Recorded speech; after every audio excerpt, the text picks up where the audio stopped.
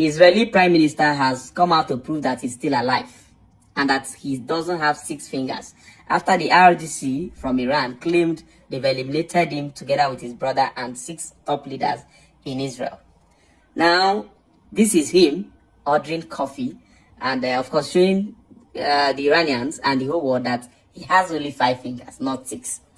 That video was AI generated, according to Iranians. They said it is AI generated, that Benjamin is no more, and that is why they are using AI generated video to make updates about their prime minister. But you know, this is war. So many things we fly, propaganda and the rest of them. Meanwhile, the war is still ongoing. You can see a lot of preparations, a lot of, offloading of bombs, missiles, and all sorts is ongoing. The US is loading and bombarding Iran heavily. You know, after the US attacked the Kag Island, Iran has been very, very bittered. They've not been happy with the US. In fact, they never expected that the US would go to that length. They know that's one thing Iran cannot lose. Iran cannot deal with that. So because of that, it has been very painful. And guess what? The US has intensified the bombardments. This is the most feared bomber in the US aircraft collection. Fighter jets collection. This is the most feared, and also, like, recently it has been confirmed the US has released 2,500 Marines to go to the Strait of Hormuz, and they've also called on nations who depend critically on oil that go through the Strait of Hormuz. That is countries who buy oil from countries like Saudi, Oman, and the rest of them, to release warships to come to the Strait of Hormuz so they can join hands with the US to defend the straits against Iranian attacks. And countries like South Korea, Japan, UK, and some other European countries who strongly depend on oil that come through this place have agreed. Now, this is the Lancer after it released bombs. Now, listen to the background. You hear how Iranians are clapping for this Air Force, the pilots who is piloting this aircraft.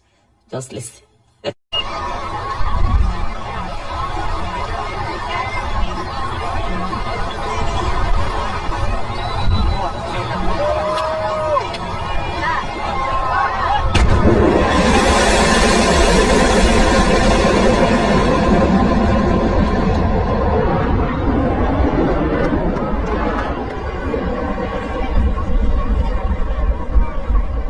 Yes, that is the P1. This is the most scary aircraft the US has. One of them, or maybe the most.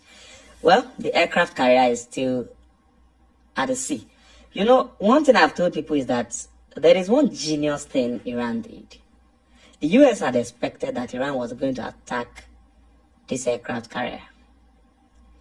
They were hoping that Iran was going to concentrate on this carrier, the strike group, and Israel, and they positioned these guys in a place where they can defend themselves and prepared for defending Israel.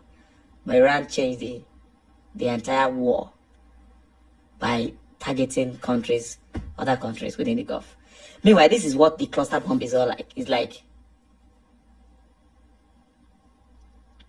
you can see, and this is what makes it a war crime to use it, because it is almost impossible to intercept. You can't even intercept it. You know, Japan has agreed to deploy their warships to the Strait of Hormuz after Donald Trump called on them, and then they've accepted, but they said they will have to reconsider it very well before they join. And South Korea has also accepted to deploy their naval ships in defense of their oil. Like I've always maintained, South Korea is one country that you should know. They don't have a drop of crude oil in their country, but they are one of the largest exporters of refined petroleum products.